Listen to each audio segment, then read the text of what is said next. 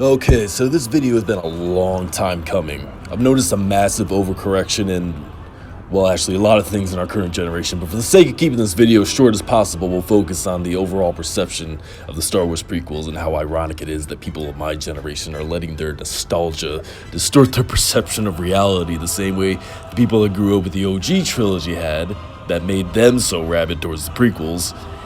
Now I get it. I grew up with the prequels, and I have so many positive feelings towards those movies, and well, that era in general. I mean, the video games that came out in and around that era were just peak, in my opinion. And if you understand what George Lucas was trying to go for in those movies, and if you've watched the Clone Wars, definitely, it can enhance the appreciation for the movies, or your appreciation for the movies. But that doesn't make the prequels magically well executed now. They still have stilted dialogue, wooden performances, and just overall weird choices. Like how Kit Fisto lets Palpatine just fucking kill him like a bitch, or how Anakin turns to the dark side so sudden. And yes, if you watch the Clone Wars, Anakin's turn doesn't seem so sudden, but you shouldn't have to watch a series or read a book or series of books to understand a movie or game better. It should be able to do that on its own.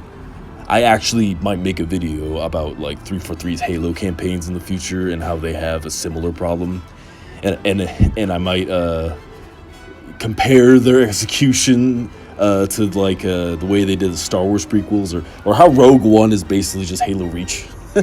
Anyway, yeah, it's pretentious as fuck, but I personally just find it annoying when people believe it as fact that the prequels are now all of a sudden these absolute perfect masterpieces, even since the immense disappointment that was the sequels. And on that note, as much as I don't particularly care for the sequels for so many reasons, I feel like with how the popular thing to do was hate the prequels back in the day, how bad the sequels actually are now is a bit overblown. It's just like there are things the prequels did better than the originals, there are a handful of things that the sequels did better than the previous films, like both originals and prequels. I don't know, I thought I'd just give my thoughts on this weird phenomenon I've been witnessing the past 5 or so years. Just reminds me of when Spider-Man No Way Home came out, and we all saw how amazing Andrew Garfield was, and all of a sudden people were acting like his Spider-Man movies were good.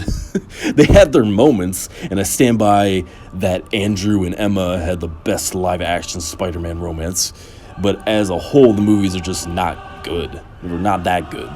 Even with the amazing cast behind them, it's, yeah. So, anyway, that's about all I had to say. See ya.